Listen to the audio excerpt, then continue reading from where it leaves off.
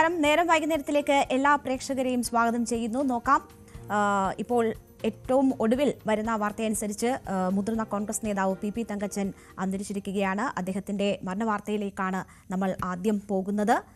നമുക്കൊപ്പം നവമി ദിനേശ് അവിടെ നിന്ന് വിവരങ്ങളുമായി ചേരുന്നുണ്ട്.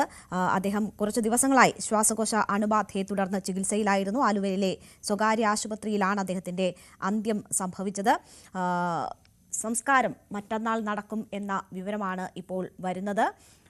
നവമി ദിനേശ് വിവരങ്ങളുമായി ചേരുകയാണ്. നവമി, ഇപ്പോൾ മൃതദേഹം ആശുപത്രിയിൽ തന്നെയാണോ ഉള്ളത്? നമുക്കറിയാം, നിയമസഭാ സ്പീക്കർ, മന്ത്രി തുടങ്ങി വിവിധ സ്ഥാനങ്ങളിൽ പ്രവർത്തിച്ച വ്യക്തിയാണ്, മുതിർന്ന നേതാവാണ്. അപ്പോൾ ഈ മരണ വാർത്തയൊക്കെ അറിഞ്ഞ് നേതാക്കൾ ഉൾപ്പെടെയുള്ളവർ അങ്ങോട്ടേക്ക് എത്തുകയാണ്. എന്താണ് അവിടെ നിന്നുമുള്ള വിവരങ്ങൾ?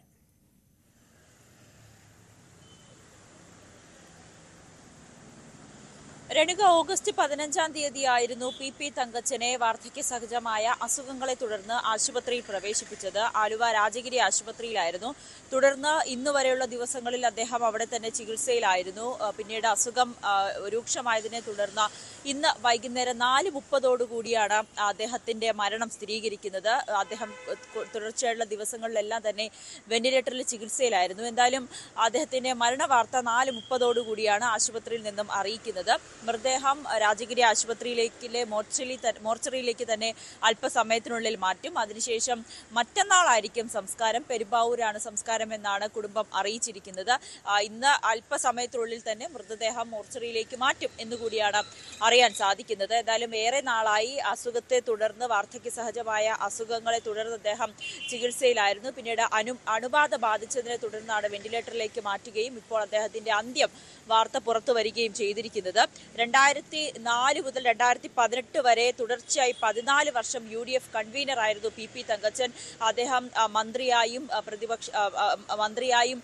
ഒക്കെ സ്പീക്കറായിട്ടും ഒക്കെ പ്രവർത്തിച്ചിരുന്നുവെങ്കിൽ പോലും പി തങ്കച്ചൻ എന്ന് പറയുമ്പോൾ ഈ രാഷ്ട്രീയത്തിലടക്കം UDF കൺവീനർ എന്ന നിലയിലായിരുന്നു അദ്ദേഹത്തിൽ ഏറ്റവും കൂടുതൽ സുപരിചിതനായിരുന്നത്. കാരണം അദ്ദേഹം ഗ്രൂപ്പുകളുടെ ഈ ഒരു തർക്കങ്ങളുടെയൊക്കെ കൊടുമ്പിരി കൊണ്ട് നിൽക്കുന്ന സാഹചര്യത്തിലൊക്കെ ഒരു സമവായ ചർച്ച എന്ന് പറയുന്നത് അത് പി തങ്കച്ചന്റെ നേതൃത്വത്തിലായിരുന്നു. ആ രീതിയിലായിരുന്നു അദ്ദേഹത്തിന്റെ മധ്യസ്ഥ ചർച്ചകളിൽ ആണ് ഏറ്റവും കൂടുതൽ ഈ ഒരു ഗ്രൂപ്പുകൾ തമ്മിലുള്ള തർക്കങ്ങളൊക്കെ ഒരുവിധം പരിഹരിച്ചു പോയിരുന്നത്. പി തങ്കച്ചൻ UDF കൺവീനർ ആയിരുന്ന സമയത്താണ്. അദ്ദേഹത്തിന്റെ ആ ഒരു മേഖലയിലുള്ള അദ്ദേഹത്തിന്റെ പ്രവർത്തനമൊക്കെ വലിയ രീതിയിൽ ശ്രദ്ധ നേടിയതുമായിരുന്നു. പിന്നീട് അഭിഭാഷകനായിട്ടായിരുന്നു അദ്ദേഹം ആദ്യം തന്റെ ഈ ഒരു ജീവിതം ആരംഭിച്ചത്, കരിയർ ആരംഭിച്ചത്. പിന്നീട് അതിൽ നിന്നും ഈ രാഷ്ട്രീയത്തിലേക്ക് മാറുകയായിരുന്നു. പിന്നീട് അഭിഭാഷക ജോലി അവസാനിപ്പിക്കുകയും പൂർണ്ണമായും രാഷ്ട്രീയത്തിലേക്ക് അദ്ദേഹം ശ്രദ്ധ ചെലുത്തുകയും ചെയ്തിരുന്നു. KPCCയുടെ മുൻ ആക്ടിംഗ് പ്രസിഡന്റ്, 8ാം നിയമസഭയിലെ സ്പീക്കർ, 2ാം AK ആന്റണി മന്ത്രിസഭയിലെ കൃഷി വകുപ്പ് മന്ത്രി എന്നീ നിലകളിലൊക്കെ അദ്ദേഹം പ്രവർത്തിച്ചിട്ടുണ്ട്. 1939 ജൂലൈ 29-നായിരുന്നു എറണാകുളം അങ്കമാലി ായിരുന്നു അദ്ദേഹത്തിന്റെ ജനനം. പിന്നീട് ഈ പെരുമ്പാവൂർ എന്ന ഒരു സ്ഥലത്തെ ഇത്രയേറെ പ്രചാരണം കൊണ്ടുവന്ന്, അല്ലെങ്കിൽ നിയമസഭയിലടക്കം തുടർച്ചയായി 4 തവണയാണ് പെരുമ്പാവൂരിൽ നിന്നും അദ്ദേഹം വിജയിച്ചു കയറിയത്. ആ രീതിയിലൊക്കെ പെരുമ്പാവൂരിനെ ഇത്രയേറെ പ്രശസ്തമാക്കിയതും പി തങ്കച്ചൻ എന്ന ഈ ഒരു കോൺഗ്രസിന്റെ മുതിർന്ന പ്രധാനപ്പെട്ട ഒരു നേതാവായിട്ടുള്ള പി തങ്കച്ചൻ തന്നെയായിരിക്കും. പിന്നീട് അദ്ദേഹത്തിന്റെ രാഷ്ട്രീയ ജീവിതത്തിലേക്ക് വന്നാൽ 1968 പെരുമ്പാവൂർ മുനിസിപ്പാലിറ്റിയുടെ ചെയർമാനായിട്ടായിരുന്നു അദ്ദേഹം പൊതുരംഗത്തേക്കുള്ള അദ്ദേഹത്തിന്റെ പ്രവേശനം. പിന്നീട് 1968 രാജ്യത്തെ ഏറ്റവും പ്രായം കുറഞ്ഞ കോർപ്പറേഷൻ ചെയർമാൻ എന്ന റെക്കോർഡും പി തങ്കച്ചന്റെ പേരിലാണ്. പിന്നീട് 68 മുതൽ 80 വരെ പെരുമ്പാവൂർ കോർപ്പറേഷൻ കൗൺസിൽ അംഗമായിരുന്നു. 77 മുതൽ 89 വരെ എറണാകുളം DCC പ്രസിഡന്റായും 80 മുതൽ 82 കാലഘട്ടങ്ങളിൽ പെരുമ്പാവൂർ കോർപ്പറേഷന്റെ പ്രതിപക്ഷ നേതാവായും പി തങ്കച്ചൻ പ്രവർത്തിച്ചിട്ടുണ്ട്. 82-ലാണ് അദ്ദേഹം പെരുമ്പാവൂരിൽ നിന്നും ആദ്യമായി നിയമസഭയിലേക്ക് എത്തുന്നത്. പിന്നീട് തുടർച്ചയായിട്ടുള്ള 3 വർഷങ്ങളിൽ 87, 91, 96 വർഷങ്ങളിൽ നിയമസഭയിൽ തന്നെ അദ്ദേഹം MLA ആയി എത്തുകയും ചെയ്തു. അങ്ങനെ 4 തവണയാണ് പെരുമ്പാവൂരിൽ നിന്നുള്ള MLA ആയി പി തങ്കച്ചൻ നിയമസഭയിൽ എത്തിയത്. 87, 91 കാലഘട്ടങ്ങളിൽ കോൺഗ്രസ് പാർലമെന്ററി സെക്രട്ടറി ആയും അദ്ദേഹം പ്രവർത്തിക്കുകയും ചെയ്തിരുന്നു.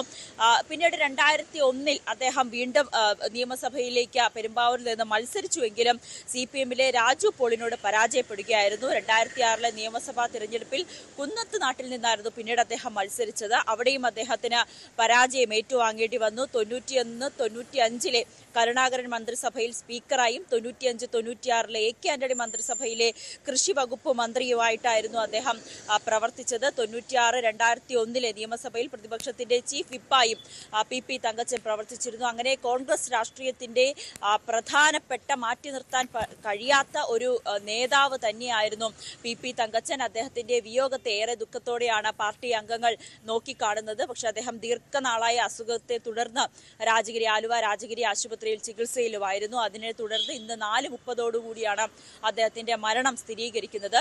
എന്തായാലും PP തങ്കച്ചൻ എന്ന UDF കൺവീനർ എന്ന നിലയിലുള്ള അദ്ദേഹത്തിന്റെ പ്രവർത്തനത്തെയാണ് രാഷ്ട്രീയ നേതാക്കളടക്കം ഏറെ ബഹുമാനത്തോടെ നോക്കിക്കാണുന്നത്. കാരണം ഒരു ഗ്രൂപ്പ് തർക്കങ്ങളൊക്കെ നിൽക്കുന്ന സമയത്തൊക്കെ അദ്ദേഹത്തിന്റെ ഒരു ഇടപെടൽ, അദ്ദേഹത്തിന്റെ നേതൃത്വത്തിൽ നടത്തിയ ഒരു സമവായ ചർച്ചകളൊക്കെ ഏറെ ഫലം കണ്ടതുമൊക്കെ രാഷ്ട്രീയ കേരളം സാക്ഷ്യം വഹിച്ചതാണ്. അങ്ങനെ PP തങ്കച്ചൻ വിടവാങ്ങുമ്പോൾ കേരള രാഷ്ട്രീയത്തിൽ അല്ലെങ്കിൽ കോൺഗ്രസ് രാഷ്ട്രീയത്തിന് ഒരു വലിയ നഷ്ടം കൂടിയാണ് സംഭവിച്ചിരിക്കുന്നത്.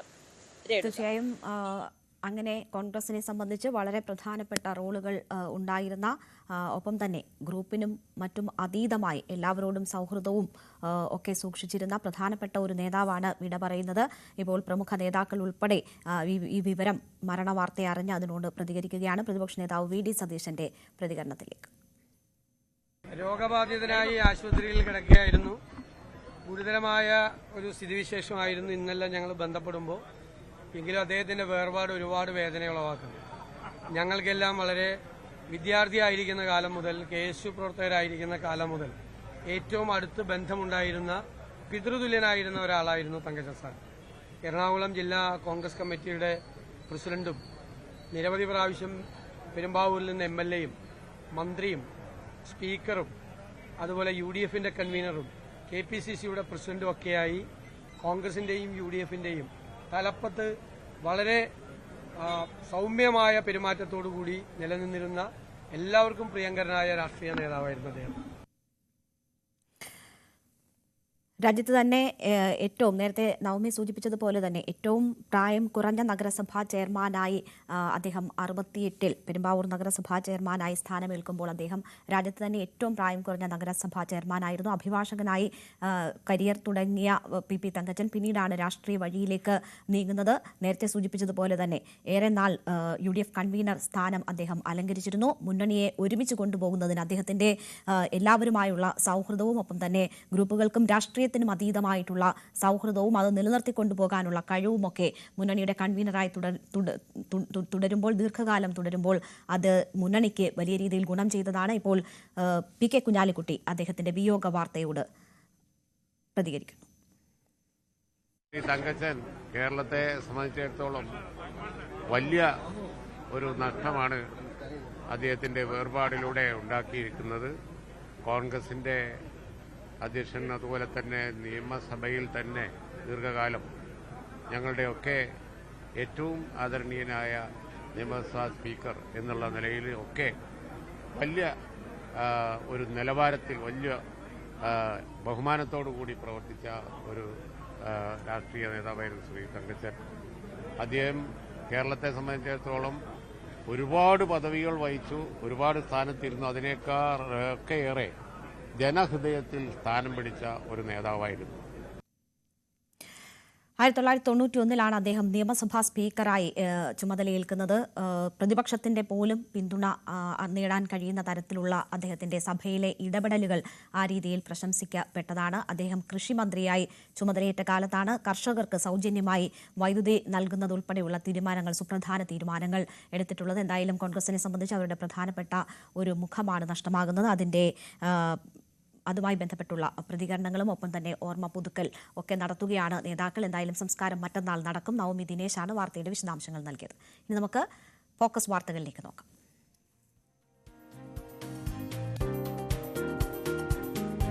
ഗർഭഛിദ്ര ആരോപണത്തിൽ രാഹുൽ മാങ്കൂട്ടത്തിനെതിരായ അന്വേഷണം കൂടുതൽ വിപുലപ്പെടുത്തുകയാണ് പ്രത്യേക അന്വേഷണ സംഘം. ഇപ്പോൾ രാഹുലുമായി ബന്ധപ്പെട്ട് ചില നിർണായക വിവരങ്ങൾ അന്വേഷണ സംഘത്തിന് ലഭിച്ചിരിക്കുന്നു എന്ന വിവരങ്ങളാണ് വരുന്നത്.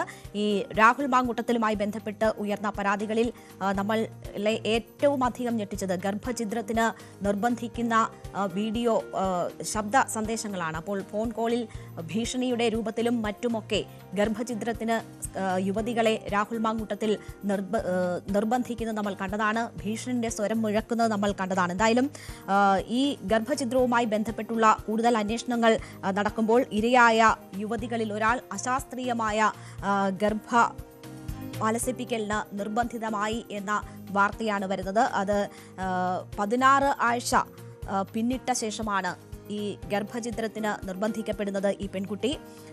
നിർബന്ധിത ഗർഭഛിദ്രത്തിനായി രാഹുൽ മാങ്കൂട്ടത്തിൽ സുഹൃത്തുക്കൾ മുഖേന യുവതിക്ക് ഗുളികകൾ കൈമാറി എന്ന വിവരം ഈ അന്വേഷണ സംഘത്തിന് ലഭിച്ചിരിക്കുകയാണ്. അത് ഉപയോഗിക്കാൻ പാടില്ലാത്ത, യുവതിയുടെ ആരോഗ്യത്തിന് തന്നെ ഹാനികരമാകുന്ന തരത്തിലുള്ള ഗുളികകൾ ഉപയോഗിച്ച് നിർബന്ധിതമായി ഗർഭഛിദ്രം നടത്തിയെന്നതിന്റെ കൂടുതൽ വിവരങ്ങളാണ് അന്വേഷണ സംഘത്തിന് ലഭിക്കുന്നത്.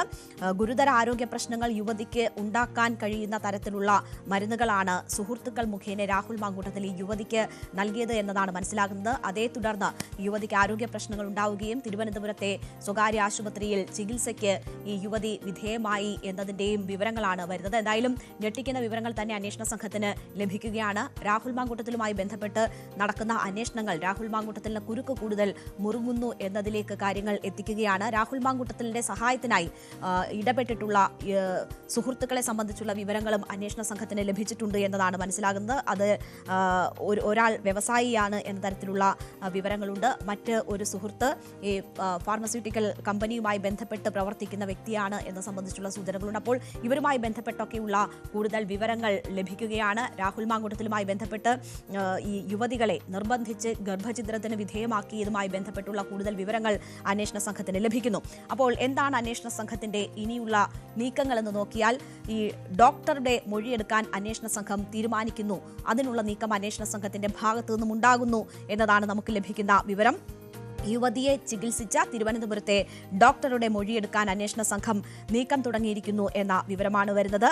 രാഹുലിനെ സഹായിച്ച സുഹൃത്തുക്കളെ കേന്ദ്രീകരിച്ചുള്ള അന്വേഷണ സംഘം നീക്കം നടത്തുന്നു. രാഹുലിന്റെയും അടുത്ത സുഹൃത്തുക്കളുടെയും കോൾ ഡേറ്റ റെക്കോർഡുകൾ ഇതുമായി ബന്ധപ്പെട്ട് പരിശോധിക്കാനുള്ള നീക്കവും അന്വേഷണ സംഘം നടത്തുന്നുണ്ട് എന്നതാണ് മനസ്സിലാകുന്നത്.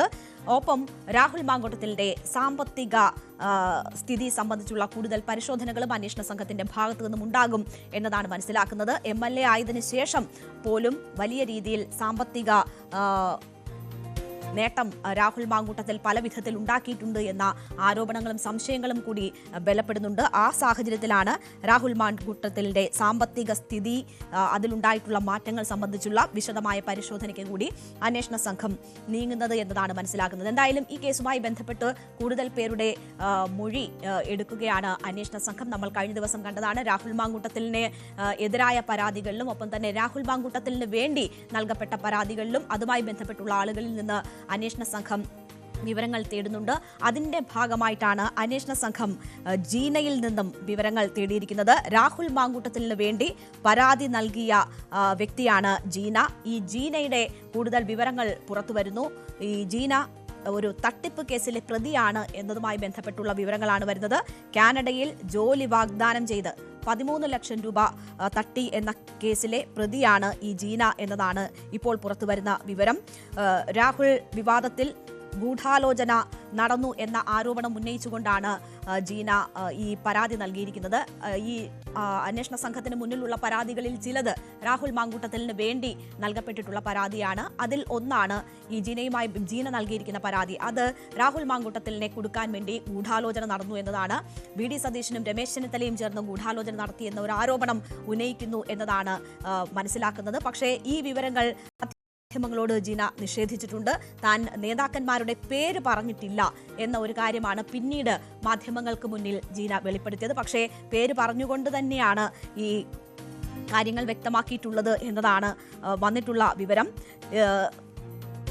ജീന സജി തോമസിനെ കോൺഗ്രസ് പ്രവർത്തക എന്ന നിലയിൽ തന്നെയാണ് നേരത്തെ വാർത്തകളിലൊക്കെ നിറഞ്ഞു നിന്നത്. എന്നാൽ യൂത്ത് കോൺഗ്രസ് ഇപ്പോൾ പറയുന്നത് ഈ ജീനയ്ക്ക് പാർട്ടിയുമായി യാതൊരു ബന്ധവുമില്ല, ഞങ്ങളുടെ പ്രവർത്തകയല്ല എന്നതാണ് കോട്ടയം ജില്ലാ പ്രസിഡന്റ് ഗൗരി ശങ്കർ ഉൾപ്പെടെയുള്ളവർ പറയുന്നത്. അങ്ങനെ ഇവർക്ക് ജീന സജി തോമസിന് പാർട്ടിയുമായി ഒരു ബന്ധവുമില്ല എന്ന് പറയുമ്പോൾ തന്നെ ഇവർ സ്വയം അവകാശപ്പെടുന്നത് താനൊരു പാർട്ടി അനുഭാവിയാണ് എന്നതാണ്. ആ രീതിയിൽ രാഹുലിനെ തനിക്ക് അടുത്തറിയാം, അതുകൊണ്ടാണ് ഇപ്പോൾ ഉയർന്ന പരാതികളിൽ തനിക്ക് സംശയമുള്ളത്. ആ സാഹചര്യത്തിലാണ് ഇങ്ങനെ ഒരു പരാതി നൽകിയത് എന്നതാണ് പറയുന്നത്. ഈ രാഹുൽ മാങ്കൂട്ടത്തിന് വേണ്ടി സമർപ്പിക്കപ്പെട്ട പരാതി എന്ന നിലയിൽ വേണം ജീനയുടെ ഈ കേസുമായി ബന്ധപ്പെട്ടുള്ള ഇടപെടലുകളെ കാണാൻ. അവിടെ ഇന്നലെ ജീനയിൽ നിന്ന് കൂടുതൽ വിവരങ്ങൾ അന്വേഷണ സംഘം തേടിയിട്ടുണ്ട് എങ്കിൽ പോലും ജീനയുടെ പശ്ചാത്തലം പരിശോധിച്ച അന്വേഷണ സംഘം ജീന നൽകിയിട്ടുള്ള വിവരങ്ങൾ മുഖവിലക്കെടുത്തിട്ടില്ല എന്നതാണ് മനസ്സിലാകുന്നത്. കാരണം നേരത്തെ സൂചിപ്പിച്ചതുപോലെ തട്ടിപ്പ് കേസുകളുമായി ബന്ധമുള്ള വ്യക്തിയാണ് ജീന. അപ്പോൾ ഈ ജീന ഇത്തരത്തിലുള്ള ഇടപെടലുകൾ നടത്തുന്നതിന് പിന്നിൽ മറ്റെന്തെങ്കിലും താല്പര്യങ്ങളുണ്ടോ എന്ന പരിശോധന കൂടി അന്വേഷണ സംഘത്തിന്റെ ഭാഗത്തു നിന്നും ഉണ്ടാകും എന്നാണ് മനസ്സിലാകുന്നത്. ഇവരുടെ പശ്ചാത്തലം പരിഗണിച്ചുകൊണ്ട് തന്നെ ഇവർ ഈ നൽകുന്ന വിവരങ്ങളിൽ കാര്യമായി ഒന്നും ഇല്ല എന്ന ഒരു നിഗമനത്തിലേക്ക് അന്വേഷണ സംഘം ഇപ്പോൾ എത്തിയിട്ടുണ്ട് എന്നതുകൂടിയാണ് അറിയുന്നത്. നമുക്കറിയാം, കഴിഞ്ഞ ദിവസം രാഹുൽ മാങ്കൂട്ടത്തിലുമായി സംസാരിച്ചതിന്റെ ഒരു ശബ്ദഭാഗം, ടെലിഫോൺ സംഭാഷണത്തിന്റെ ഒരു ഭാഗം രാഹുൽ ഈശ്വർ പങ്കുവച്ചിരുന്നു. അത് പല മാധ്യമങ്ങളും വാർത്തയാക്കുകയൊക്കെ ചെയ്തിരുന്നു. പിന്നീട് രാഹുൽ ഈശ്വർ തന്നെ ആ കാര്യങ്ങൾ പിൻവലിച്ചിരുന്നു. അതിൽ ഗുളികകൾ കഴിക്കുന്നതിന്റെയും ഉറങ്ങാൻ കഴിയാത്തതിന്റെയും ഒക്കെ ബുദ്ധിമുട്ടുകൾ രാഹുൽ മാങ്കൂട്ടത്തിൽ പറഞ്ഞിരുന്നു. രാഹുൽ മാങ്കൂട്ടത്തിനെതിരെ സംസാരിച്ചിരുന്നവരുടെ പോലും രാഹുൽ മാങ്കൂട്ടത്തിനോട് അനുഭാവം തോന്നുന്ന തരത്തിൽ ഉള്ള ഒരു ശബ്ദമായിരുന്നു, അല്ലെങ്കിൽ ഒരു സംഭാഷണ ഭാഗമായിരുന്നു ഷെയർ ചെയ്യപ്പെട്ടത്. അപ്പോൾ വീട്ടിൽ നിന്ന് പുറത്തേക്ക് ഇറങ്ങാൻ കഴിയാത്ത യുവ നേതാവിന്റെ വലിയ വേദനകളെക്കുറിച്ചാണ് ആ ശബ്ദ സംഭാഷണത്തിൽ ഉണ്ടായിരുന്നത്. അത് വലിയ രീതിയിൽ പ്രചരിക്കപ്പെട്ടുവെങ്കിലും പിന്നീട് അത് തങ്ങൾക്ക് തന്നെ തിരിച്ചടിയാകും എന്ന് കണ്ട് അത് പിൻവലിക്കപ്പെടുകയാണ് ഉണ്ടായത്. അങ്ങനെ ഉറങ്ങാൻ കഴിയാത്തതിന്റെ വിഷമം അനുഭവിക്കുന്ന, ഉറങ്ങാൻ വേണ്ടി ഗുളിക കഴിക്കുന്നതിന്റെ വിഷമം അനുഭവിക്കുന്ന യുവ നേതാവ് ഒരു യുവതിയുടെ ജീവന് പോലും ആപത്തുണ്ടാക്കുന്ന തരത്തിലുള്ള ഗുളിക നൽകിക്കൊണ്ട് ഗർഭഛിദ്രത്തിന് അവരെ പ്രേരിപ്പിച്ചിരിക്കുന്നു. അതവർക്ക് ഗുരുതരമായ ആരോഗ്യ പ്രശ്നങ്ങൾ ഉണ്ടാക്കിയിരിക്കുന്നു. ആ ആരോഗ്യ പ്രശ്നം മൂലം അവർക്ക് ചികിത്സ തേടേണ്ടുന്ന സാഹചര്യം ഉണ്ടായിരിക്കുന്നു. ആ യുവതിയെ തന്നെയാണോ എന്നറിയില്ല, എന്തായാലും ഫോണിലൂടെ കൊല്ലാൻ നിമിഷങ്ങൾ മതി എന്ന് ഭീഷണിപ്പെടുത്തുന്നത് നമ്മൾ കേട്ടതാണ്. അത് ഗർഭചിത്രത്തിന് വഴങ്ങിയില്ലെങ്കിൽ കൊന്നു കളയാനാണെങ്കിൽ തനിക്ക് എത്ര സമയം വേണം എന്ന കാര്യം ചോദിക്കുന്നത് നമ്മൾ കേട്ടതാണ്. അപ്പോൾ കൊല്ലാൻ മടിയില്ല എന്നത് പറയുന്നത് നമ്മൾ കേട്ടതാണ്. അതിനുശേഷം ഇപ്പോൾ ആ യുവതിയുടെ ജീവന് തന്നെ ആപത്തുണ്ടാക്കുന്ന തരത്തിലുള്ള ഗുളികകൾ എത്തിച്ചു നൽകി ഗർഭചിത്രത്തിന് അവരെ വിധേയമാക്കിയിരിക്കുന്നു എന്നതിന്റെ വിവരങ്ങളാണ് വരുന്നത്. ഉറങ്ങാൻ കഴിയാത്തതിന്റെ വിഷമം അനുഭവിക്കുന്ന MLAക്ക് ഒരു ആളുടെ ജീവന് പോലും ആപത്തുണ്ടാക്കുന്ന തരത്തിൽ ഇത്തരം മരുന്ന് കൊടുത്തയച്ച ആ അവസ്ഥയെക്കുറിച്ച്, അല്ലെങ്കിൽ ആ പ്രവൃത്തിയെക്കുറിച്ച് എന്ത് പറയാനുണ്ട് ഈ MLA അനുകൂലിക്കുന്നവർക്കുൾപ്പെടെ എന്നതാണ് ചോദിക്കാനുള്ളത്. എന്തായാലും അന്വേഷണ സംഘം കൃത്യമായ വിവരശേഖരണങ്ങൾ നടത്തുകയാണ്. കൂടുതൽ വിവരങ്ങൾ ഇതുമായി ബന്ധപ്പെട്ട് അന്വേഷണ സംഘത്തിന് ലഭിക്കുകയാണ്.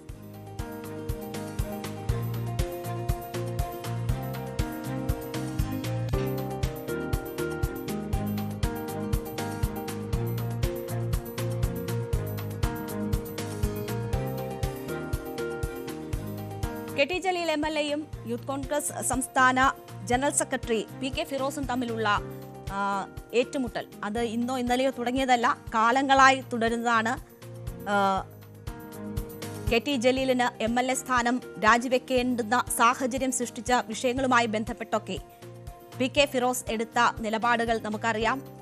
യൂത്ത് ലീഗ് വലിയ രീതിയിൽ കടന്നാക്രമിച്ചുകൊണ്ട് ഈ വിഷയങ്ങളുമായി ബന്ധപ്പെട്ടൊക്കെ KT ജലീലിനെ ആക്രമിച്ചിട്ടുള്ളത് നമ്മൾ കണ്ടതാണ്. ബന്ധുനിയമന വിവാദത്തിലായാലും ഒപ്പം തന്നെ സ്വർണ്ണക്കടത്ത് വിഷയത്തിലായാലും ഒക്കെ ഈ ഏറ്റുമുട്ടൽ അന്നും ശക്തമായിരുന്നു, അതിനുശേഷവും ഉണ്ടായിരുന്നു, അതിപ്പോഴും തുടർന്നുകൊണ്ടിരിക്കുകയാണ്. കഴിഞ്ഞ ദിവസങ്ങളിൽ വലിയ രീതിയിലുള്ള സമൂഹ മാധ്യമങ്ങളിലൂടെയുള്ള ഏറ്റുമുട്ടലും വെല്ലുവിളികളും നമ്മൾ കണ്ടുവരികയാണ്. അതിൽ ഏറ്റവും ഒടുവിൽ PK ഫിറോസ് വരവിൽ കവിഞ്ഞ സ്വത്ത് സമ്പാദിച്ചുവെന്നും ഇതിൽ അന്വേഷണം വേണമെന്നും ഒക്കെ ആവശ്യപ്പെട്ട് വിജിലൻസിൽ ജലീൽ പരാതി നൽകിയിരുന്നു. കഴിഞ്ഞ മാസമാണ് അങ്ങനെ ഒരു ആവശ്യം ഉന്നയിച്ച് വിജിലൻസിൽ പരാതി നൽകിയത്. അതിനുശേഷം ഇപ്പോൾ അനധികൃത സ്വത്ത് സമ്പാദനവുമായി ബന്ധപ്പെട്ടുള്ള കൂടുതൽ വിവരങ്ങൾ തെളിവ് സഹിതം പുറത്തുവിട്ടു. ഒപ്പം തന്നെ റിവേഴ്സ് ഹവാല ആരോപണം പി കെ ഫിറോസിനെതിരെ ഉന്നയിച്ചു. പാർട്ടി ഫണ്ട് തട്ടിപ്പ് വിവാദം ഉന്നയിച്ചു. ഹത്വ ഉന്നാവ ഫണ്ടിൽ തിരിമറി നടത്തിയെന്ന ആരോപണം ഉന്നയിച്ചു. ധോത്തി ചലഞ്ചിൽ നിന്ന് സാമ്പത്തിക തട്ടിപ്പ് നടത്തി. അങ്ങനെ നിരവധി ആരോപണങ്ങൾ കഴിഞ്ഞ ദിവസങ്ങളിലായി തെളിവ് സഹിതം പി കെ ഫിറോസിനെതിരെ KT ജലീൽ കൊണ്ടുവരികയായിരുന്നു. തമ്പി പുറത്തു വരൂ, ഒളിവ് അവസാനിപ്പിക്കൂ, ഇതിനൊക്കെ മറുപടി പറയൂ എന്നതാണ് കഴിഞ്ഞ ദിവസം KT ജലീൽ വെല്ലുവിളിച്ചത് പി കെ ഫിറോസിനെ. വിദേശത്തായിരുന്നു പി കെ ഫിറോസ്. ഇന്ന് പി കെ ഫിറോസ് ആ ആരോപണങ്ങൾക്കൊക്കെ മറുപടി പറഞ്ഞിരിക്കുകയാണ്. അത് മാധ്യമങ്ങളെ കണ്ടുകൊണ്ട് തന്നെ ഓരോ ചോദ്യങ്ങൾക്കും പി കെ ഫിറോസ് മറുപടി പറയുന്നു. KT ജലീൽ ഉന്നയിച്ച ആരോപണങ്ങൾ വളരെ ഗൗരവമുള്ളതായിരുന്നു. അതിൽ വിദേശ കമ്പനിയിൽ ജോലി ചെയ്യുന്നുണ്ട്, ജോബ് വിസയുണ്ട് പി കെ ഫിറോസിന്. അതിൽ നിന്ന് മാസം 5 ലക്ഷം രൂപ ശമ്പളം കൈപ്പറ്റുന്നുണ്ട്. ഈ വിവരങ്ങൾ അദ്ദേഹം നിയമസഭാ തെരഞ്ഞെടുപ്പിൽ മത്സരിക്കുന്ന കാലത്ത് മറച്ചുവെച്ചു. വർഷങ്ങളായി അദ്ദേഹം ഈ രീതിയിൽ റിവേഴ്സ് ഹവാല ഇടപാട് നടത്തുന്നുണ്ട് തുടങ്ങിയ ആരോപണങ്ങളായിരുന്നു ഉന്നയിച്ചത്. വളരെ ഗുരുതര ഗൗരവ സ്വഭാവമുള്ള ആരോപണങ്ങളായിരുന്നു. ആ ആരോപണങ്ങൾക്ക് പി കെ ഫിറോസ് ഇന്ന് മറുപടി പറഞ്ഞു. ഇതിൽ ജോലി ചെയ്യുന്നുണ്ട് എന്ന കാര്യം സ്ഥിരീകരിക്കുന്നു, അതിൽ വരുമാനം ഉണ്ടാക്കുന്നുണ്ട് എന്ന കാര്യം സ്ഥിരീകരിക്കുന്നു. അതിന്റെ വിശദാംശങ്ങൾ പറയേണ്ടുന്ന കാര്യമില്ല. താൻ ഒരു തെറ്റും ചെയ്യുന്നില്ല.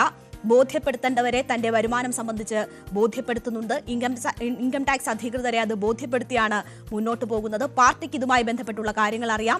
താൻ ഒരിക്കലും പൊതുപ്രവർത്തനത്തിന് നിന്ന് പണം ഉണ്ടാക്കിയിട്ടില്ല. തന്റെ വരുമാന മാർഗം എന്ന് പറയുന്നത് ഈ ബിസിനസ്സുകളാണ് എന്ന കാര്യം അദ്ദേഹം സ്ഥിരീകരിക്കുകയാണ്. കൊപ്പത്തുൾപ്പെടെ നടത്തുന്ന ബിസിനസ്സുകളെ കുറിച്ച് സ്ഥിരീകരിക്കുന്നു. തന്റെ ഏറ്റവും വലിയ എതിരാളികളായിട്ടുള്ള സർക്കാർ ഭരിക്കുന്ന സമയത്ത് തനിക്ക് ഏതെങ്കിലും തരത്തിൽ വെട്ടിപ്പോ തട്ടിപ്പോ നടത്താൻ കഴിയുമോ, അവരെ പറ്റിക്കാൻ കഴിയുമോ, അവരെ ഉൾപ്പെടെ വിളിച്ചുകൊണ്ടാണ് കൊപ്പത്തെ ബിസിനസ് സ്ഥാപനത്തിന്റെ ഇനാഗുറേഷൻ നടത്തിയത് തുടങ്ങി എല്ലാ കാര്യങ്ങൾക്കും പി കെ ഫിറോസ് ഇന്ന് മറുപടി നൽകുന്നുണ്ട്. പി കെ ഫിറോസ് ഇന്ന് നൽകിയ മറുപടിയുടെ ഭാഗങ്ങൾ കേൾക്കാം.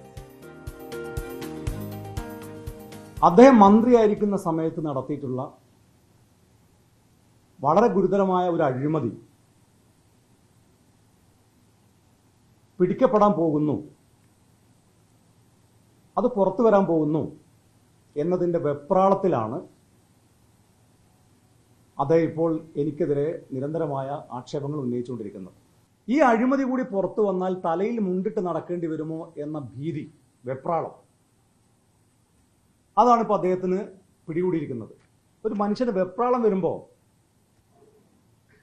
പിന്നെ പറയുന്നതിൽ പരസ്പര വിരുദ്ധമായ കാര്യങ്ങളുണ്ടാവും, മനോനില തെറ്റിയതുപോലെ പെരുമാറും.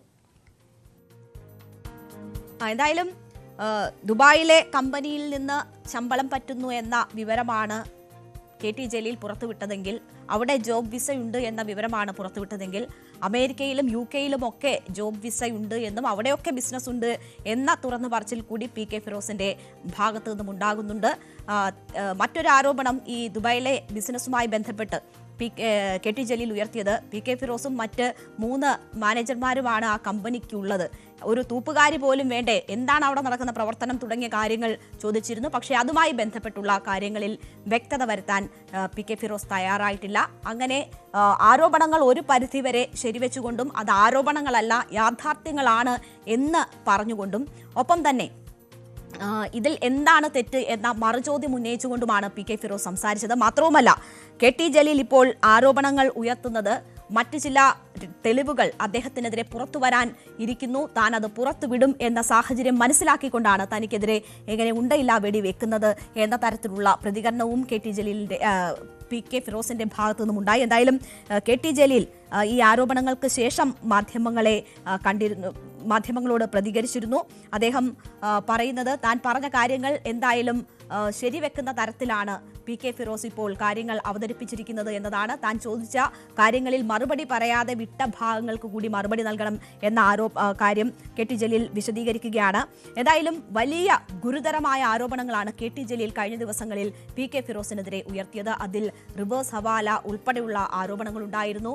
5 ലക്ഷം രൂപ പ്രതിമാസം ലഭിക്കുന്നതിന് പകരമായി എന്താണ് പി കെ ഫിറോസ് ചെയ്തു കൊടുക്കുന്ന സേവനം എന്ന കാര്യങ്ങൾ ഉൾപ്പെടെ, എന്താണ് എന്താണ് ജോലി, എന്താണ് ആ കമ്പനിയുടെ സ്വഭാവം തുടങ്ങി നിരവധി കാര്യങ്ങൾ ചോദിച്ചിരുന്നു. മാത്രവുമല്ല ഈ പാർട്ടി ഫണ്ട് വകമാറ്റി എന്നതുൾപ്പെടെയുള്ള ആരോപണങ്ങൾ, പല തരത്തിൽ പല ചലഞ്ചുകൾ നടത്തിയത് വഴി ഒക്കെയുള്ള തട്ടിയെടുത്ത പണത്തിന്റെ കണക്കുകൾ തുടങ്ങിയ ഗുരുതരമായ ആരോപണങ്ങളാണ് കെ ടി ജലീൽ ഉന്നയിച്ചത്. അദ്ദേഹത്തിന്റെ കൂടി വാക്കുകൾ കേൾക്കാം. യൂത്ത് ലീഗിന്റെ സംസ്ഥാന general secretary P K Firoz ഇത്തരത്തിൽ പാരമ്പര്യമായി യാതൊരു പൈസയുടെ അല്ലെങ്കിൽ സ്വത്തിന്റെ പിൻബലമില്ലാതെ വന്ന് വലിയ സമ്പന്നതയിലേക്ക് എത്തപ്പെട്ടിട്ടുള്ള വ്യക്തിയാണ്. അദ്ദേഹത്തിനെതിരായി ഒരു ആക്ഷേപം ഉന്നയിച്ചിരുന്നു. ബ്ലൂഫിൻ എന്ന് പറയുന്ന ട്രാവൽസ് കോഴിക്കോട് ലീഗ് ഹൗസിന് തൊട്ടടുത്ത് സംസം ഹോട്ടലിന്റെ മുകളിൽ പ്രവർത്തിക്കുന്നു. ബ്ലൂഫിൻ എന്ന പേരിൽ ഒരു വില്ല പ്രൊജക്റ്റും അദ്ദേഹത്തിന്റെ പേരിൽ പ്രവർത്തിക്കുന്നുണ്ട്. ഒരു വില്ല പ്രൊജക്റ്റ് ഒക്കെ ഉണ്ടാകണമെങ്കിൽ എത്ര കോടി രൂപ നിക്ഷേപമായിട്ട് വേണം ഒരാൾക്ക്. ഗൾഫിൽ ഇദ്ദേഹത്തിന് ഒരു ബിസിനസ് ഉണ്ട് എന്നുള്ള ഒന്നല്ല ഒന്നിലധികം ബിസിനസ്സുകൾ, പക്ഷെ അതിൽ ഒന്നിന്റെ വ്യക്തമായിട്ടുള്ള തെളിവുകളാണ് നമ്മളുടെ കയ്യിൽ കിട്ടിയിട്ടുള്ളത്. ഒരു Fortune house general trading LLC എന്ന പേരിൽ, Fortune house general trading LLC എന്ന പേരിൽ ദുബായിൽ ഒരു കമ്പനി പ്രവർത്തിക്കുന്നു. ആ കമ്പനിയുടെ സെയിൽസ് മാനേജറാണ് അത്രേ പി കെ ഫിറോസ്. കമ്പനിയുടെ സെയിൽസ് മാനേജർ എന്നുള്ള നിലയിൽ അദ്ദേഹത്തിന് ഒരു മാസം 5.25 ലക്ഷം ഇന്ത്യൻ രൂപയാണ് പ്രതിഫലമായിട്ട് ലഭിക്കുന്നത്, ശമ്പളമായിട്ട് കിട്ടുന്നത്. 5.25 ലക്ഷം ഇന്ത്യൻ രൂപ. അപ്പൊ ഇത് അന്വേഷിച്ചു പോയി നോക്കുമ്പോൾ ജോലിക്കാരൻ എന്നുള്ള നിലയിലല്ല അദ്ദേഹത്തിന് കിട്ടിക്കൊണ്ടിരിക്കുന്നത്. കാരണം അദ്ദേഹം യൂത്ത് ലീഗിന്റെ ജനറൽ സെക്രട്ടറി എന്നുള്ള നിലയിൽ ഇവിടെ സ്ഥിരമായിട്ടുള്ള അപ്പോൾ ഇങ്ങനെയുള്ള ഗുരുതരമായ ആരോപണങ്ങൾ ഉന്നയിച്ച സ്ഥലത്താണ് അതിന് പി കെ ഫിറോസ് ഇന്ന് മറുപടി നൽകിയിരിക്കുന്നത്. ഏറെക്കുറെ സംശയങ്ങൾക്ക് മറുപടി നൽകുന്ന തരത്തിലുള്ള ഒരു വാർത്താ സമ്മേളനമാണ് പി കെ ഫിറോസിന്റെ ഭാഗത്തു നിന്നും ഉണ്ടായത്. എന്നാൽ ചില കാര്യങ്ങളിൽ വ്യക്തത വരുത്തിയിട്ടില്ല എന്നതുകൂടി വസ്തുതയാണ്. താൻ ബിസിനസ് ചെയ്യുന്നുണ്ട് എന്നത് അംഗീകരിക്കുന്നു. ഒപ്പം തന്നെ അത് പാർട്ടിയുടെ അനുമതിയോടുകൂടിയാണ്, അനുമതി വാങ്ങേണ്ടതില്ല തങ്ങൾക്ക്, പക്ഷേ പാർട്ടിക്കും അറിയാവുന്നതാണ് എന്ന് പറയുന്നു. അത് വളരെ സുതാര്യമാണ് എന്ന് വരുത്താനാണ്, അല്ലെങ്കിൽ അങ്ങനെ സമർത്ഥിക്കാനാണ് പി കെ ഫിറോസ് ഈ വാർത്താ സമ്മേളനത്തിൽ ശ്രമിച്ചത്. എന്തായാലും ഏത് സാഹചര്യത്തിലാണ് ഈ പോര് മൂർച്ഛിക്കുന്നതെന്ന് നോക്കിയാൽ നമുക്കറിയാം, തവനൂരിൽ വീണ്ടും LDF സ്ഥാനാർത്ഥിയായി കെ ടി ജലീൽ തന്നെ വരും എന്ന സാഹചര്യം ന്യൂസ് 18 വളരെ നേരത്തെ തന്നെ റിപ്പോർട്ട് ചെയ്തതാണ്. അത്തരം ആലോചനകൾ നടക്കുന്നു. ഇനി മത്സര രംഗത്തേക്കില്ല, പാർലമെന്ററി രംഗത്തേക്കില്ല എന്നതായിരുന്നു കെ ടി ജലീൽ പറഞ്ഞതെങ്കിലും പാർട്ടിയിൽ നിന്ന് ഉൾപ്പെടെ സമ്മർദ്ദമുണ്ട്. ആ സാഹചര്യത്തിൽ കെ ടി ജലീൽ തന്നെ മത്സരിക്കാൻ ഇറങ്ങുന്നു. അതിനുള്ള ഒരു കളമൊരുക്കൽ എന്ന നിലയിലാണ് നേരത്തെ തന്നെ ഉള്ള ഏറ്റുമുട്ടലിന് മൂർച്ച കൂട്ടിക്കൊണ്ട് കെ ടി ജലീൽ രംഗത്ത് വരുന്നത് എന്നത് കാണാം. കെ ടി ജലീൽ ഇതിലൂടെ ഉദ്ദേശിക്കുന്നത് അദ്ദേഹത്തെ അങ്ങേയറ്റം ആക്രമിച്ച, അത് അദ്ദേഹം വളരെ വിവാദത്തിൽപ്പെട്ട് നിന്ന, മന്ത്രിസ്ഥാനം ഒഴിയേണ്ടി വന്ന സാഹചര്യത്തിൽ അദ്ദേഹത്തെ അങ്ങേയറ്റം ആക്രമിച്ച നേതാവിനെ തന്നെ മുൻനിർത്തിയുള്ള ആക്രമണം തിരിച്ചു നടത്താൻ കെ ടി ജലീൽ തയ്യാറെടുക്കുന്നു ഈ ഘട്ടത്തിൽ എന്നത് വേണം മനസ്സിലാക്കാൻ. അത് നിരവധിയായ തെളിവുകൾ ഉൾപ്പെടെ പുറത്തു കൊണ്ടുവന്നുകൊണ്ടാണ് അത്തരമൊരു തന്ത്രം കെ ടി ജലീൽ പ്രയോഗിക്കുന്നത്. അത് യൂത്ത് ലീഗിൽ അസ്വസ്ഥതകൾ സൃഷ്ടിക്കുക എന്ന കൂടി ലക്ഷ്യമിട്ടുകൊണ്ടാണ്. യൂത്ത് ലീഗിൽ ഇതിനോടകം തന്നെ പി കെ ഫിറോസിന്റെ ഏകാധിപത്യത്തിനെതിരെയും ഈ അനധികൃത സ്വത്ത് സമ്പാദനം തുടങ്ങിയ വിഷയങ്ങളുമായി ബന്ധപ്പെട്ടൊക്കെ ചില അസ്വാരസ്യങ്ങളുണ്ട്. അത് മൂർച്ഛിപ്പിക്കുക, അങ്ങനെ അതിനുള്ളിൽ പ്രശ്നങ്ങൾ സൃഷ്ടിക്കുക എന്ന ഒരു ലക്ഷ്യം കൂടിയുണ്ട്. അതിന്റെ ഭാഗമായിട്ടുള്ള അത്, അല്ലെങ്കിൽ ആ ജലീലിന്റെ ആ നീക്കങ്ങൾ ലക്ഷ്യം കാണുന്നു എന്ന തരത്തിലൊക്കെ ഉള്ള സൂചനകൾ കൂടി വരുന്നുണ്ട്. കഴിഞ്ഞ ദിവസം അവരുടെ സമൂഹ മാധ്യമ അക്കൗണ്ട് പൂട്ടുകയും അഡ്മിൻ ഓൺലി ആക്കുകയും ഒക്കെ ചെയ്തു. അങ്ങനെ വ്യത്യസ്തമായ അഭിപ്രായങ്ങൾ അതിൽ ഉടലെടുക്കുകയും അങ്ങനെ ആഭ്യന്തര പ്രശ്നങ്ങളിലേക്ക് നീങ്ങുന്ന സാഹചര്യങ്ങളും സാഹചര്യമുണ്ട്. ഇനി സംഘടനാ തെരഞ്ഞെടുപ്പ് വരുമ്പോൾ പി കെ ഫിറോസിന് സ്ഥാനമൊഴിയേണ്ടി വരുന്ന സാഹചര്യം ഉണ്ടാകും എന്ന് പ്രതീക്ഷിക്കുന്നവരുണ്ട്. അതിനുവേണ്ടിയുള്ള ചരടുവലികൾ നടക്കുന്നുണ്ട്. അപ്പോൾ ആ സാഹചര്യമൊക്കെ പ്രയോജനപ്പെടുത്തുക എന്നതാണ് ഇപ്പോൾ ഈ ഘട്ടത്തിൽ ഈ വിവാദം മൂർച്ഛിപ്പിക്കുന്നതിലൂടെ കെ ടി ജലീൽ ലക്ഷ്യമിടുന്നത്. പി കെ ഫിറോസ് ആ സാഹചര്യം മനസ്സിലാക്കുന്നുണ്ട്. എന്തായാലും വരും ദിവസങ്ങളിലും ഈ ഏറ്റുമുട്ടലുകൾ തുടരും എന്നതാണ് മനസ്സിലാകുന്നത്. കാരണം കേരള സർവകലാശാലയുമായി ബന്ധപ്പെട്ടുള്ള ഭൂമി ഏറ്റെടുക്കലുമായി ബന്ധപ്പെട്ട് കെ ടി ജലീലിനെതിരെ നിർണായക വിവരങ്ങൾ പുറത്തുവിടും എന്ന കാര്യം ഇന്ന് പി കെ ഫിറോസ് വാർത്താ സമ്മേളനത്തിൽ സൂചിപ്പിച്ചിട്ടുണ്ട്. ആ വിവരങ്ങൾ പുറത്തുവിടുമെന്ന സാഹചര്യം മനസ്സിലാക്കിയാണ് കെ ടി ജലീൽ തന്നെ ആക്രമിക്കുന്നത് എന്നതുകൂടിയാണ് പി കെ ഫിറോസ് പറഞ്ഞത്. എന്തായാലും അപ്പോൾ ഈ ഏറ്റുമുട്ടൽ ഇനിയുള്ള ദിവസങ്ങളിലും തുടരും. CPM ഇതിന്റെ ഭാഗമാകുന്നത് നമ്മൾ കണ്ടതാണ്. എം വി ജയരാജൻ കഴിഞ്ഞ ദിവസം ഗുരുതരമായ ആരോപണങ്ങളാണ് ജലീൽ ഉന്നയിക്കുന്നതെന്നും യൂത്ത് കോൺഗ്രസിന്റെ നേതാവ് ഇതിന് മറുപടി പറയണമെന്നും മാത്രവുമല്ല കോൺഗ്രസും UDFും ഈ കാര്യങ്ങളിൽ പ്രതികരിക്കണം എന്നതുൾപ്പെടെയുള്ള കാര്യങ്ങൾ നേരത്തെ സൂചിപ്പിച്ചതാണ്. അപ്പോൾ ജലീൽ ഉന്നയിക്കുന്ന ആരോപണങ്ങൾ CPM ഏറ്റെടുക്കുന്നുണ്ട്. ഒപ്പം തന്നെ കോൺഗ്രസും ഇതിനെതിരെ പ്രതികരിക്കുന്നു. അപ്പോൾ ഇതൊരു മുന്നണികൾ തമ്മിലുള്ള ഏറ്റുമുട്ടലിലേക്ക് തന്നെ നയിക്കുന്ന അടുത്ത തെരഞ്ഞെടുപ്പിൽ പ്രധാനമായും ഉന്നയിപ്പിക്കപ്പെടുന്ന വിഷയങ്ങളായി തന്നെ മാറുകയാണ്. അങ്ങനെയുള്ള രാഷ്ട്രീയ പ്രസക്തി കൂടി ഈ നേതാക്കളുടെ ഏറ്റുമുട്ടലിനുണ്ട്. എന്തായാലും വരും ദിവസം എന്താണ് പി കെ ഫിറോസിനി കൂടുതലായി ജലീലിനെതിരെ പറയുന്നത് എന്ന് കാത്തിരിക്കുകയാണ്. എന്തായാലും ഇതുവരെ ഉയർന്ന ആരോപണങ്ങൾക്ക് ജലീൽ മറുപടി പറഞ്ഞു പോകുന്നുണ്ട്. അത് ഭാര്യയുടെ പ്രിൻസിപ്പലായുള്ള നിയമനം ഉൾപ്പെടെയുള്ള വിഷയത്തിൽ കൃത്യമായി മറുപടി പറഞ്ഞു പോകുന്നുണ്ട് ജലീൽ. എങ്ങനെ പോകും ഈ ഏറ്റുമുട്ടൽ എന്നത് നമുക്ക് കാത്തിരുന്ന് തന്നെ കാണാം.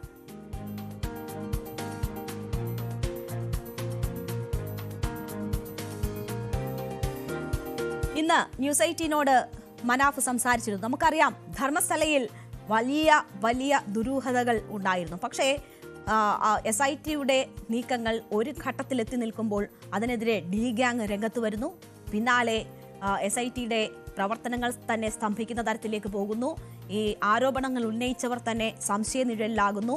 ആക്ഷൻ കമ്മിറ്റി അംഗങ്ങളെ പോലും സംശയനിഴലിലാക്കുന്നു. പരാതി ഉന്നയിച്ച ശുചീകരണ തൊഴിലാളി ചിന്നയ്യ പോലും വിശ്വാസ്യയോഗ്യമുള്ള ആളല്ല എന്ന തരത്തിലുള്ള വാർത്തകൾ വരികയാണ്. അപ്പോൾ എന്താണ് ധർമ്മസ്ഥലയിൽ സംഭവിക്കുന്നത്? രാഷ്ട്രീയ ഏറ്റുമുട്ടലുകൾ കൂടി അവിടെ ശക്തമാകുമ്പോൾ ആര് പറഞ്ഞതാണ് ശരി, ആര് പറഞ്ഞതാണ് തെറ്റ് എന്ന ഒരു ആശങ്ക, അനിശ്ചിതത്വം അവിടെ നിലനിൽക്കുകയാണ്. കഴിഞ്ഞ ദിവസമാണ് SIT മനാഫിൽ നിന്ന് മൊഴിയെടുത്തത്. കാര്യങ്ങളൊക്കെ വിശദമായി SITയെ ധരിപ്പിച്ചു എന്നതാണ് മനാഫ് പറയുന്നത്. ധർമ്മസ്ഥലയിൽ കൂട്ടക്കൊല നടന്നു എന്നതിൽ ഉറച്ചു നിൽക്കുകയാണ് മനാഫ്. അതിൽ ഒരു സംശയവുമില്ല എന്ന് മനാഫ് പറയുന്നു. SITക്ക് താൻ ഇതുമായി ബന്ധപ്പെട്ടുള്ള തെളിവുകൾ കൈമാറിയിട്ടുണ്ട് എന്നതാണ് മനാഫ് പറഞ്ഞത്. പ്രധാനപ്പെട്ട തെളിവുകളൊക്കെ SITക്ക് കൈമാറിയിട്ടുണ്ട്. താൻ ഇതുമായി ബന്ധപ്പെട്ടുള്ള നിയമ പോരാട്ടം തുടരുമെന്നും ഇന്ന് മനാഫ് ന്യൂസ് 18നോട് പറഞ്ഞു. നമുക്കറിയാം ഈ ധർമ്മസ്ഥലയിലെ തെരച്ചിലുമായി ബന്ധപ്പെട്ട് ഈ ദുരൂഹതകളുമായി ബന്ധപ്പെട്ടൊക്കെ അവിടെ നടക്കുന്ന SITയുടെ പരിശോധനയിലൊക്കെ നിർണായകമായിരുന്നു മനാഫിന്റെ സാന്നിധ്യം. മനാഫ് ഇന്നലെ SITക്ക് തെളിവുകൾ കൈമാറി മൊഴി നൽകിയതിനു ശേഷം നടത്തുന്ന ആദ്യ പ്രതികരണമാണ് ന്യൂസ് 18നോട്. അത് കേൾക്കാം. ഏറ്റവും കൂടുതൽ ചോദ്യം ചെയ്ത കാര്യങ്ങളാണ് നിങ്ങൾ ചോദിച്ചത്. അതായത് ആ തലയോട്ടി എവിടുന്ന് കിട്ടി, ആര് കൊണ്ടു തടുത്തു, ആ വക കാര്യങ്ങളൊക്കെ എന്നോട് ചോദ്യം ചെയ്തിട്ടുണ്ട്. ഞാൻ അതിന് കൃത്യമായിട്ടുള്ള തെളിവ് കൊടുത്തിട്ടുണ്ട്. അതിനവർക്ക് തെളിവ് എൻ്റെ കയ്യിൽ മാത്രമേ ഉള്ളായിരുന്നു. അത് ഞാൻ കൃത്യമായി കൊടുത്തു. അത് അവർക്കൊരു വലിയൊരു കിട്ടലാണ്, ഒരു അന്വേഷണത്തിന് വലിയ വൈത്തിരിവാണ്. അതുപോലെ തന്നെ ഈ ഒരു ചോദ്യം ചെയ്യലിൽ ശിരൂര് വരെ വന്നിട്ടുണ്ട്. ചോദ്യം ചെയ്യലിൽ ശിരൂരിൽ അപകടം ഉണ്ടാക്കിയ ഞാനാണെന്ന് പോലും ആ തരത്തിൽ വരെ ചോദ്യം ചെയ്യലുകൾ ഉണ്ടായിട്ടുണ്ട്. അത് ചോദ്യം ചെയ്യലിന്റെ ഭാഗമായിട്ട് ഞാൻ അതിനെ കാണുന്നുള്ളൂ. സുജാത ഭട്ട് പറയുന്ന കാര്യങ്ങളിൽ അന്നേ എന്റെ ചാനലിൽ പോയി കണ്ടാൽ മനസ്സിലാവും. പല സമയത്തും പല രീതിയിലുള്ള സംസാരമാണ്. അത് അവരുടെ പ്രായവും അവരുടെ മാനസികാവസ്ഥയും മോശമാണ്, മനസ്സിലാക്കണം. അപ്പം എന്താ പറഞ്ഞു കഴിഞ്ഞാൽ പെട്ടെന്ന് ഒരാൾ വന്നിട്ട് നമ്മളെ ഒരു പോരാട്ടത്തിന്റെ ഇടയിൽ എനിക്ക് ഒരു നീതി മേടിച്ചു കൊണ്ടുപോകാന്ന് പറഞ്ഞിട്ട് വരുമ്പോൾ സ്വാഭാവികമായിട്ടും എല്ലാവരും എന്ത് ചെയ്യും എന്ന് പറഞ്ഞു കഴിഞ്ഞാൽ അത് പരിഗണിക്കും. അത്രേ ചെയ്തിട്ടുള്ളൂ. ഒപ്പം ഈ ഭട്ടിന്റെ മൊഴിമാറ്റം ഉൾപ്പെടെയുള്ള കാര്യങ്ങൾ അത് അവരുടെ മാനസിക നില, സുജാത ഭട്ടിന്റെ മാനസിക നില മനസ്സിലാക്കണം. ഇപ്പോഴത്തെ അവരുടെ സാഹചര്യങ്ങൾ മനസ്സിലാക്കണം. അതിനെ ആ നിലയിൽ മാത്രമേ അവരുടെ ഇപ്പോഴത്തെ മൊഴിമാറ്റം എന്ന് പറയുന്ന നിലപാടുകളെ കാണാകൂ എന്നുകൂടി ആണ് മനാഫ് പറയുന്നത്. എന്തായാലും മനാഫ് ഇതിൽ ഉറച്ചു നിൽക്കുകയാണ്. നിയമ പോരാട്ടം നടത്തും എന്നത് സൂചിപ്പിക്കുകയാണ്. അതേസമയം തന്നെ SITയുടെ പ്രവർത്തനങ്ങൾ ഒരു ഭാഗത്ത് പുരോഗമിക്കുക കൂടിയാണ് ചെയ്യുന്നത്.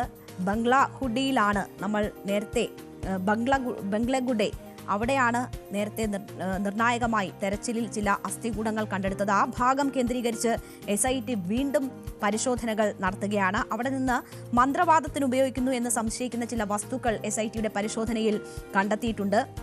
5 അസ്ഥികൂടങ്ങൾ കണ്ടെത്തി. വിറ്റൽ ഗൌഡയുമായി മഹസർ തയ്യാറാക്കാനായി സ്ഥലത്തെത്തിയപ്പോഴാണ് ഇവർ SIT സംഘം ഇത് കണ്ടെത്തുന്നത്. തലയോട്ടിയുടെ വലിപ്പം അനുസരിച്ച് അതൊരു കുട്ടിയുടേതാണ് എന്ന സംശയമുണ്ട്. അപ്പോൾ ഇതിലൊക്കെ കൂടുതൽ പരിശോധന വേണം എന്ന സാഹചര്യം ഉരുത്തിരിയുകയാണ്. ബംഗ്ലഹുഡയിൽ SIT നടത്തിയ പരിശോധനയിലാണ് ഈ പുതിയ കണ്ടെത്തലുകൾ ഉണ്ടാകുന്നത്. അപ്പോൾ 5 അസ്ഥികൂടങ്ങൾ അവിടെ നിന്ന് വീണ്ടും കണ്ടെത്തുന്നു എന്ന് പറയുമ്പോൾ അത് വളരെ ഗൗരവ സ്വഭാവത്തിലുള്ളതാണ്.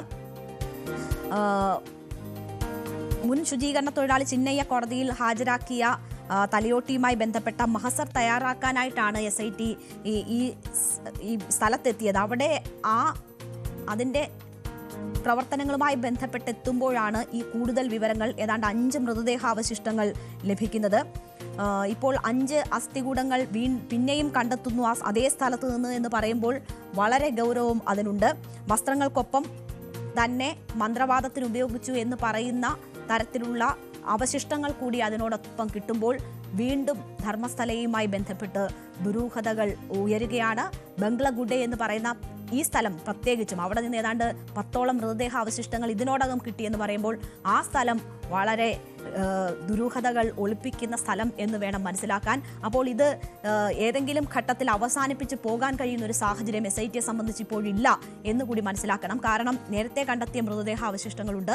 ഇത് ചിന്നയ്യ പറഞ്ഞ ശുചീകരണ തൊഴിലാളി ചൂണ്ടിക്കാട്ടിയ പ്രദേശത്ത് നടത്തുന്ന പരിശോധനയോ അതിൽ നിന്ന് ലഭിക്കുന്ന അവശിഷ്ടങ്ങളോ അല്ല, മറ്റ് ഒരു പ്രദേശത്ത് നടന്ന തെരച്ചിലാണ്. അവിടെയാണ് ഇപ്പോൾ നിരന്തരമായി ഇങ്ങനെ മൃതദേഹ അവശിഷ്ടങ്ങൾ കണ്ടെത്തുന്നത്. അപ്പോൾ നേരത്തെ തന്നെ ഈ ചിന്നയ്യ ചൂണ്ടിക്കാണിച്ച സ്ഥലങ്ങളിൽ എന്തുകൊണ്ട് അവശിഷ്ടങ്ങളില്ല എന്നും ചോദ്യം ഉയരുമ്പോൾ അത് ഭൂമിശാസ്ത്രപരമായി ഉണ്ടാകുന്ന മാറ്റങ്ങൾ, ആ പുഴയുടെ ഒഴുക്ക് ഒരുപാട് വർഷങ്ങൾക്ക് മുമ്പ് നടന്ന സംഭവങ്ങളാണ്, അപ്പോൾ മറവ് ചെയ്തിട്ടുള്ള മൃതദേഹങ്ങളാണ്. അങ്ങനെയൊക്കെയുള്ള മാറ്റങ്ങൾ കൊണ്ട് കൃത്യമായി വനപ്രദേശമാണ്, കൃത്യമായി സ്ഥലം കണ്ടെത്താൻ ചിന്നയ്യയ്ക്ക് കഴിയാതെ പോകുന്നത് കൊണ്ടൊക്കെ ആയിരിക്കാം ഒരുപക്ഷെ അങ്ങനെ സംഭവിക്കുന്നത് എന്ന ചില വിലയിരുത്തലുകൾ ഉണ്ടായിട്ടുണ്ട്. ഇപ്പോൾ എന്തായാലും അത് ബലപ്പെടുത്തുന്ന തരത്തിലാണ് ഈ ബംഗ്ലഗുഡയിൽ നിന്ന് കൂടുതൽ മൃതദേഹാവശിഷ്ടങ്ങൾ ലഭിക്കുന്നു. അവിടം സംബന്ധിച്ച് വലിയ ദുരൂഹതകൾ ഉയരുന്നു. അതിൽ കുട്ടിയുടെ മൃതദേഹം ഉണ്ട് എന്ന് ഉറപ്പാക്കുന്ന തരത്തിലുള്ള അവശിഷ്ടങ്ങൾ ലഭിക്കുന്നു. മാത്രവുമല്ല മന്ത്രവാദത്തിൻ്റെതെന്ന് കരുതുന്ന തരത്തിലുള്ള ചില ശേഷിപ്പുകളും അവശിഷ്ടങ്ങളും കൂടി അവിടെ നിന്ന് ലഭിക്കുമ്പോൾ എന്തായാലും ധർമ്മസ്ഥല ഇപ്പോഴും ദുരൂഹതയുടെ ഇടമായി തന്നെ നിൽക്കുകയാണ്. അവിടെ കൂടുതൽ പരിശോധനകൾ വേണം എന്ന ഒരു സാഹചര്യം ഉരുത്തിരിയുകയാണ്. SITക്ക് ഇത് പാതി വഴിയിൽ ഉപേക്ഷിച്ചു പോകാൻ കഴിയില്ല എന്ന് മനസ്സിലാവുകയാണ്. എന്തായാലും SIT ഇപ്പോൾ ഈ ആക്ഷൻ കൗൺസിലുമായി ബന്ധപ്പെട്ടൊക്കെയുള്ള ആളുകളിൽ നിന്നും കൂടുതൽ മൊഴി രേഖപ്പെടുത്തുന്നതുൾപ്പെടെയുള്ള നടപടികൾ ഒരു ഭാഗത്ത് നടക്കുന്നുണ്ട്. അങ്ങനെയുള്ള പരിശോധനകൾ നടക്കുമ്പോൾ തന്നെയാണ് അവരെ സംശയനിഴലിൽ നിർത്തുകയും അവരുടെ ലക്ഷ്യങ്ങൾ എന്ത് എന്നത് സംബന്ധിച്ചുള്ള പരിശോധനകൾ നടക്കുമ്പോൾ തന്നെയാണ് ഒരു ഭാഗത്ത് ഈ ആരോപണങ്ങൾ ശരിവെക്കുന്ന ധർമ്മസ്ഥലയിൽ ദുരൂഹതകളുണ്ട് എന്നത് ഉറപ്പാക്കുന്ന തരത്തിലുള്ള പുതിയ തെളിവുകൾ SITക്ക് ലഭിക്കുന്നത്.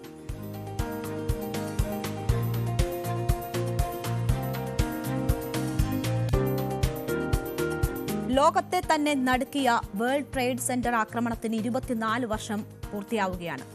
24 വർഷത്തിന് മുൻപാണ് ലോകത്തെ തന്നെ ഞെട്ടിപ്പിച്ച തരത്തിലുള്ള ഭീകരാക്രമണം ഉണ്ടാകുന്നത്. തട്ടിയെടുത്ത വിമാനങ്ങളുമായി വേൾഡ് ട്രേഡ് സെന്ററിനെ നിലംപരിശാക്കിയ ഭീകരാക്രമണം ലോകത്തെ ഒന്നാകെ ഞെട്ടിച്ചതാണ്, അമേരിക്കയെ ഞെട്ടിച്ചതാണ്. അതിനുള്ള തിരിച്ചടി ഒസാമ ബിൻ ലാദനെ പാകിസ്ഥാനിലെ മണ്ണിൽ തേടിയെത്തി 10 വർഷങ്ങൾക്കിപ്പുറം കൊല്ലുന്നതൊക്കെ നമ്മൾ കണ്ടതാണ്. ഇപ്പോൾ അതിൻ്റെ വാർഷികം ആഘോഷിക്കുന്ന ഈ സമയമെന്ന് പറയുന്നത് ഖത്തറിൽ ഒക്ടോബർ 7 എന്ന് പറയുന്നത് ഇസ്രയേലിൻ്റെ സെപ്റ്റംബർ 11 എന്ന് പറയുകയാണ് ലോകത്തോട് ബെഞ്ചമിൻ നെതന്യാഹു. അന്ന് അമേരിക്ക അതിന് നൽകിയ തിരിച്ചടിയെ ന്യായീകരിക്കുന്ന ലോകരാഷ്ട്രങ്ങൾ ഖത്തറിൽ കടന്നു കയറി ആക്രമണം നടത്തിയ തങ്ങളെ അംഗീകരിക്കണം, അതും ആ തിരിച്ചടിയെയും അംഗീകരിക്കണം എന്നതാണ് ഇസ്രയേൽ ആവശ്യപ്പെടുന്നത്, ബെഞ്ചമിൻ നെതന്യാഹു ആവശ്യപ്പെടുന്നത്. അങ്ങനെ ഖത്തറിൽ നടത്തിയ ആക്രമണത്തെ തുടർച്ചയായി ന്യായീകരിക്കുന്ന ബെഞ്ചമിൻ നെതന്യാഹുവിനെയാണ് നമ്മൾ കാണുന്നത്.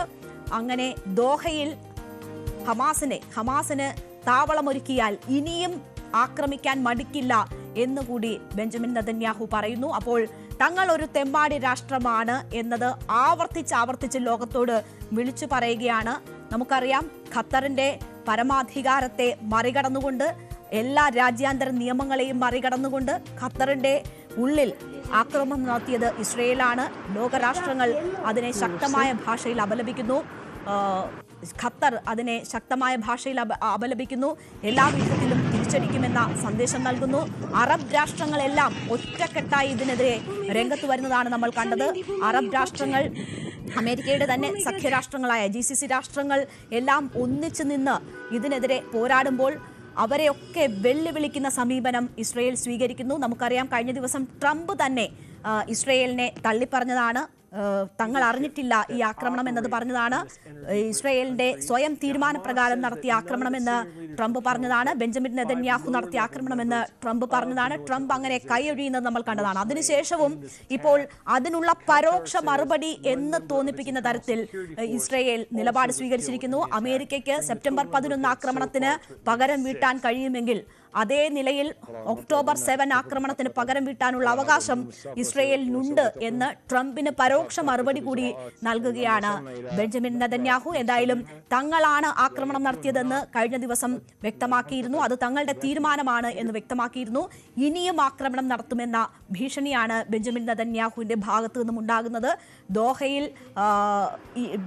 ദോഹയിലെന്ന് മാത്രമല്ല, ഏതൊരു രാഷ്ട്രവും ഭീകരവാദികളെ പ്രോത്സാഹിപ്പിക്കുന്നു, അവിടെ തങ്ങൾ ആക്രമണം നടത്തും എന്ന ശക്തമായ സന്ദേശമാണ് എന്തായാലും നൽകിയിരിക്കുന്നത്. അത് തങ്ങൾ തെമ്മാടി രാഷ്ട്രമാണ്, തങ്ങൾ ഒരു രാജ്യാന്തര നിയമങ്ങളെയും അംഗീകരിക്കില്ല, അനുസരിക്കില്ല എന്ന തുറന്നു പറച്ചിൽ കൂടിയായി വേണം ഈ വാക്കുകളെ കാണാൻ. എന്തായാലും ഖത്തറിൽ ഉണ്ടായിട്ടുള്ള ആക്രമണത്തെ ഇന്ത്യ ശക്തമായി അപലപിച്ചിട്ടുണ്ട്. ഖത്തർ അമീറിനെ പ്രധാനമന്ത്രി വിളിച്ചു. മറ്റ് രാഷ്ട്രങ്ങളെയും മറ്റ് അറബ് രാഷ്ട്രങ്ങളുമായും ഇന്ത്യ ഈ സന്ദേശം കൈമാറുന്നു എന്നതാണ് മനസ്സിലാക്കുന്നത്. ഇന്ത്യ അവിടെ നിലപാട് സ്വീകരിക്കുന്നു.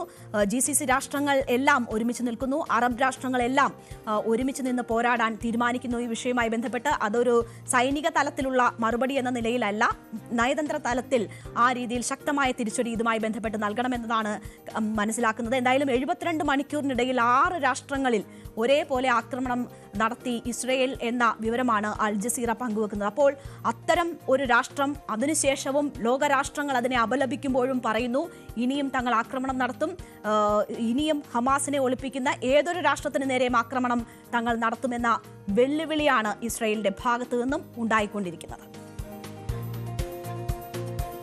ഇടവേളയ്ക്ക് ശേഷം തിരിച്ചെത്താം.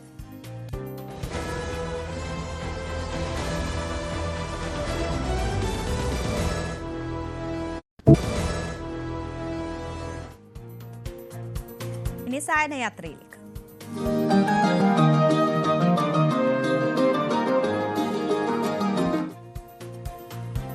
നേരം വൈകുന്നേരത്തിൽ ഇനി നമ്മൾ യാത്ര പോകുന്നത് ഞങ്ങളുടെ മലപ്പുറം പ്രതിനിധി CV അനുമോദിനൊപ്പം എടപ്പാളിലേക്കാണ്. അവിടെ ജൈവ കർഷകനും ജൈവ ജീവിതശൈലിയുടെ പ്രയോക്താവുമായ നിലാചന്ദ്രൻ മാഷിന്റെ വീട്ടിലേക്കാണ് CV അനുമോദ് നമ്മളെ കൊണ്ടുപോകുന്നത്. അപ്പോൾ നിലാചന്ദ്രൻ മാഷിന്റെ ഓർഗാനിക് ഹൗസ് കണ്ടുവരാം.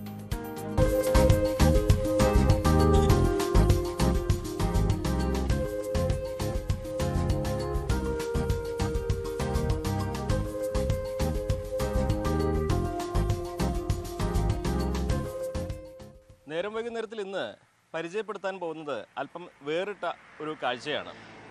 മലപ്പുറം എടപ്പാളിലെ ജൈവ കർഷകനും സംസ്ഥാന സർക്കാരിൻ്റെയൊക്കെ അവാർഡ് നേടിയ അധ്യാപകൻ കൂടിയായിട്ടുള്ള ജൈവ കർഷകനായ ചന്ദ്രൻ മാഷിൻ്റെ ഓർഗാനിക് ഫാം ഹൗസാണ് നമ്മൾ പരിചയപ്പെടുത്തുന്നത്. എനിക്ക് പിന്നിൽ കാണുന്നതാണ് അദ്ദേഹത്തിൻ്റെ ഈ വേറിട്ട സംരംഭം. നമുക്കതിൻ്റെ ആ ഷേപ്പ് കണ്ടാൽ തന്നെ അറിയാം, നമ്മുടെ നാട്ടിലൊന്നും അത്ര പരിചിതമല്ലാത്ത ശൈലിയിലാണ് അദ്ദേഹത്തിൻ്റെ ഈ ഫാം ഹൗസ് രൂപകൽപ്പന ചെയ്തിരിക്കുന്നത്. നമുക്ക് എന്തൊക്കെയാണ് അതിൻ്റെ വിശേഷങ്ങൾ, എന്തൊക്കെയാണ് ഇതിൻ്റെ പ്രത്യേകതകൾ എന്നൊക്കെ മാഷോട് തന്നെ ചോദിച്ചറിയാം. മാഷേ നമസ്കാരമുണ്ട്. അപ്പോൾ മാഷയുടെ വലിയൊരു സ്വപ്നമാണല്ലോ ഇത്തരത്തിലൊരു ഫാം ഹൗസ്. എന്തൊക്കെയാണ് ഇതിൻ്റെ പുറത്തുനിന്ന് നോക്കുമ്പോഴുള്ള പ്രത്യേകതകളായിട്ട് പറയാനുള്ളത്? ഇത് 2-3 കാര്യങ്ങളാണ്. ഒന്ന്, നമ്മൾ ലളിതമായിട്ടുള്ള നമ്മുടെ ഒരു 3.5 പതിറ്റാണ്ട് കാലത്തെ ജൈവ കൃഷിയും ജൈവ ജീവിതവുമായിട്ടുള്ള ഒരു ജീവിതത്തിൻ്റെ ഒരു ഡെവലപ്മെൻറ്റ് സ്റ്റേജാണ്. അതായത് ഇത്തരം സംഭവങ്ങൾ അറിയാനും പഠിക്കാനും അനുഭവിക്കാനും അതുകൂടി വളരെ പ്രധാനമാണ്. താല്പര്യമുള്ള ആളുകൾക്ക് വരാനും ഒരു ദിവസം വേണമെങ്കിൽ ഞങ്ങളോടൊപ്പം അല്ലെങ്കിൽ ഞങ്ങളുടെ ഇവിടെ പാർക്കാനൊക്കെ ഉള്ള സൗകര്യത്തിലാണ് ഇത് ഡിസൈൻ ചെയ്യുന്നത്. അപ്പോൾ ഒരു 25 സെൻറ്റ് സ്ഥലത്ത് ഒരു സ്വയം പര്യാപ്തമായൊരു യൂണിറ്റാണ് നമ്മൾ പരിചയപ്പെടുത്തുന്നത്. ഇതിൻ്റെ ഉള്ളിൽ ഇപ്പോൾ പത്തായ ഉണ്ട്, അരിയുണ്ട്. ഞങ്ങൾ 10 ഏക്കറിൽ നെൽകൃഷി നാട്ടുനെല്ലുകളാണ് ചെയ്യുന്നത്. പിന്നെ അതുപോലെ തന്നെ ഇത് ഒരു 6 സെൻറ്റ് സ്ഥലം പച്ചക്കറിക്കായി നീക്കി വെച്ചിട്ടുണ്ട്. തെക്ക് പടിഞ്ഞാറൻ വെയിൽ പൂർണ്ണമായും ഹാർവെസ്റ്റ് ചെയ്തിട്ട് ഏത് കാലത്തും ഒരു 2-3 വീട്ടിലേക്ക് വേണ്ട പച്ചക്കറികൾ. അതുപോലെ 7 നാടൻ പശുക്കളുണ്ട്. വെച്ചൂർ, കാസർഗോഡ്. അതിൻ്റെ പാല് എപ്പോഴും 2 പശു കറവുണ്ടാവും. പാല്, തൈര്, മോര്. അതുപോലെ ഒരു 15-20 നാടൻ കോഴികളുണ്ട്, പ്യുവറായ നാടൻ കോഴികൾ. 4:30 മണിക്ക് നീറ്റ് കൂടണം. അതാണ് നമുക്ക് ആദ്യത്തെ കോഴി, മനസ്സിലായില്ലേ? അപ്പോൾ അതിൻ്റെ നാടൻ മുട്ട, അങ്ങനെ ഒരു ജൈവ. പിന്നെ ഇതിൻ്റെ അടിയിലുള്ള സ്പേസ് നമ്മൾ ജയൻറ്റ് ഗൗരാമി എന്ന് പറഞ്ഞാൽ നമ്മൾ കരിമീൻ വർഗത്തിൽപ്പെട്ട ഒരു മത്സ്യം, ഒരു 100 മത്സ്യങ്ങളെയും വളർത്തുന്നു. അപ്പോൾ ചുരുക്കം പറഞ്ഞാൽ ഒരു സ്വയം പര്യാപ്ത യൂണിറ്റ്. അതെ അതെ, സ്വയം പര്യാപ്തം എന്ന് പറഞ്ഞാൽ ജൈവ കൃഷി ഓറിയൻറ്റഡ് ആയിട്ടുള്ള ഒരു ലളിത ജീവിതം നയിക്കാൻ താല്പര്യമുള്ള ആളുകൾക്ക്. അത് ഇത് മകൻ്റെയാണ്, മകൻ സയൻറ്റിസ്റ്റാണ്. അദ്ദേഹത്തിൻ്റെ ഒരു രൂപകൽപ്പനയത്.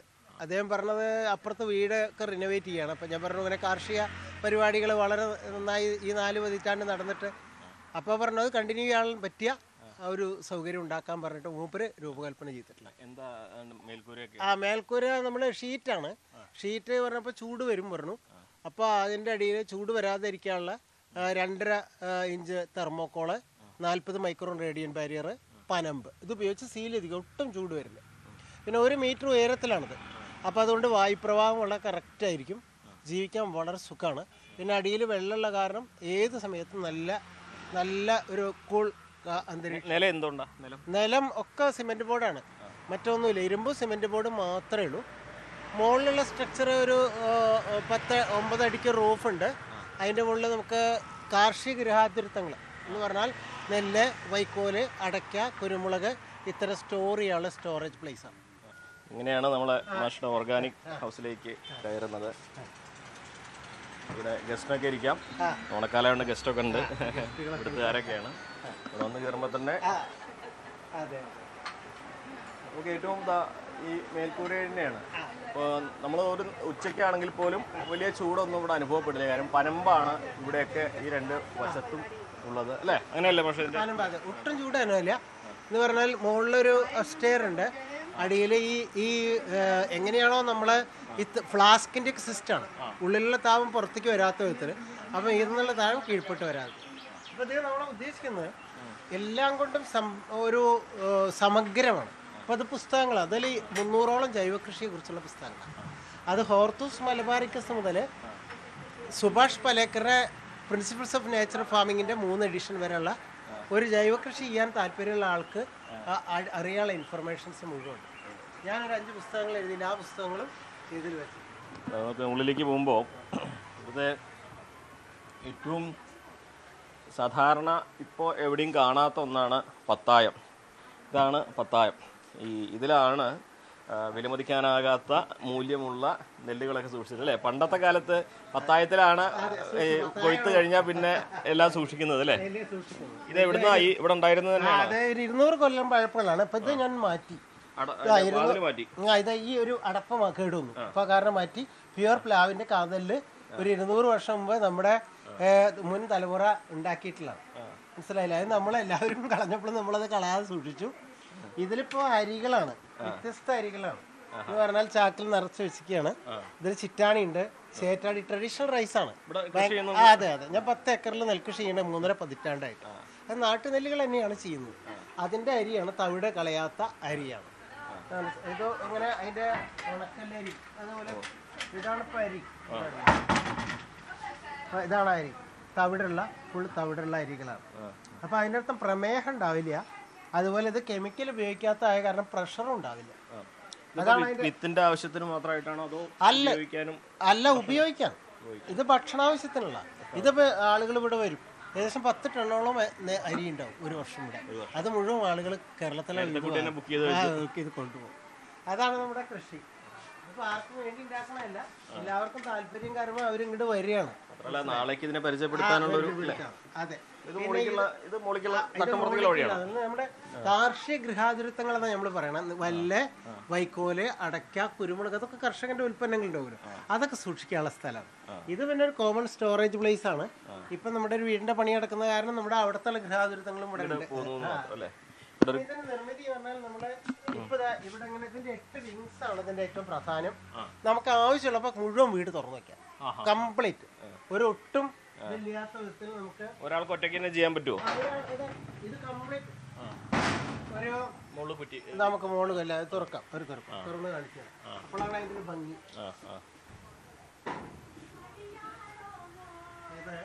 ഈ വീട് മുഴുവൻ നമുക്ക് ഇതുമാതിരി തുറന്നു വെക്കാം, ആവശ്യമില്ലാത്തപ്പോൾ അടച്ചു വെക്കാം. ഇങ്ങനെ തുറക്കാം, കംപ്ലീറ്റ് തുറക്കാം. അപ്പൊ ഈ 8 വിങ്സ് ഇതുമാതിരി ഇങ്ങോട്ട് തുറന്നാൽ എങ്ങനെയാണോ ഈ വാഴത്തോട്ടത്തിൽ ഇരിക്കുന്നത് ആ ഒരു ഫീല് നമുക്ക് വരും. രാത്രിക്ക് നമ്മളെ ചീവീടിന്റെ സംഗീതമൊക്കെ കേട്ട് നിലാവ് കണ്ട് ഉറങ്ങണമെന്ന് ഇരിക്കുകയാണെങ്കിൽ മുഴുവൻ തുറന്നിട്ടാണ്. പിന്നെ നമുക്ക് ആർക്കും ഒന്നും കൊണ്ടുപോകാനില്ല, നമ്മൾ ആരും ഒന്നും കൊണ്ടുവന്നിട്ടില്ല. അതുകൊണ്ട് ഞങ്ങൾക്ക് പേടിയില്ല.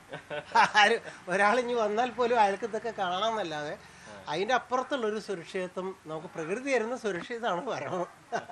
അതില്ലാണ്ടാക്കിയാൽ ജീവിതത്തിന്റെ സ്വച്ഛത നഷ്ടപ്പെടും. ഇവിടെ ഭക്ഷണം പാകം ചെയ്യാനുള്ള സംവിധാനം ഇവിടെ തന്നെ നോക്കണം. ഇതിലിപ്പോ ആളുകൾ വന്ന് താമസിക്കുകയാണെങ്കിൽ അവർക്ക് ഇവിടെ പാചകം നമ്മൾ ഉദ്ദേശിക്കുന്നതാണ്. ഇത്തരം ഒരു ജൈവ സാധനങ്ങൾ ജൈവ രീതിയിൽ തന്നെ പാചകം ചെയ്ത് കഴിക്കാൻ ഒരു ഫാമിലി ഇവിടെ എന്റർടൈൻ. ഞങ്ങളിപ്പോൾ ഒരു 6 മാസം കഴിഞ്ഞാൽ ഞങ്ങൾ അവിടെ വീട് കയറ്റുന്നുണ്ട്. അപ്പോൾ ഈ ഗൃഹാതുരത്വങ്ങളൊക്കെ അങ്ങോട്ട് പോകും. അപ്പോൾ ഇങ്ങനെ ഒരു ഫാമിലി എന്റർടൈൻ ചെയ്യാൻ വരാം, അവർക്ക് 1-2 ദിവസം താമസിക്കാം. ഞങ്ങളുടെ കാർഷിക വൃത്തികളിൽ പങ്കുചേരണമെങ്കിൽ ചേരാം. ഇവിടെ എല്ലാ സാധനങ്ങളും ഉണ്ട്. നാടൻ പശുക്കൾ, നാടൻ കോഴികൾ, മത്സ്യങ്ങൾ, പച്ചക്കറികൾ, അരി. അപ്പോൾ അവർക്കെടുത്ത് ഭക്ഷണം ഉണ്ടാക്കി കഴിക്കാം. അതിനൊക്കെയുള്ള സൗകര്യം. അങ്ങനെ ഒരു സ്പേസ് നമ്മുടെ സ്വപ്ന സങ്കല്പമാണ്. അല്ല, അത് വേറിട്ടൊരു സങ്കല്പം കൂടിയാണ്. കാര്യം ഈ ഫാം ടൂറിസം എന്നതിന്റെ ജൈവ ടൂറിസം അല്ലെ, ജൈവ ഹോം ടൂറിസം ഒരു സ്പേസ് നമുക്ക് അങ്ങനെ കിടക്കാനുള്ള. അതെ അതെ. ഇത് നമുക്ക് അതിന്റെ പടിഞ്ഞാറ്, തെക്ക് പടിഞ്ഞാറൻ വെയിൽ ഹാർവെസ്റ്റ് ചെയ്യാനുള്ള സ്ഥലമാണ്.